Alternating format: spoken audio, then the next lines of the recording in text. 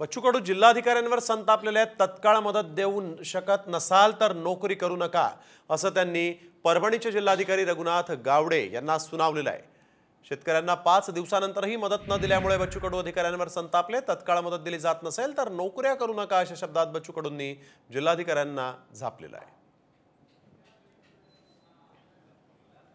एक मिनिट आमदार बच्चू कडू साहेब बोलतात। साहेबांना उद्या पुढे दर्शक कलेक्टर नदीच्या काठावरचं घर आहे, पहिलं घर। सानुग्रह अनुदान तुम्ही त्याला दिलं नाही, तुमच्या तहसीलात पंचनामे तलाठीला 3 तारखेला।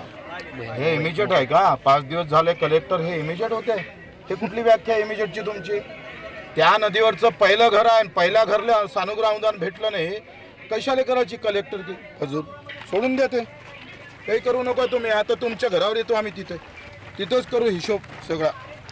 त्याला आज पैसे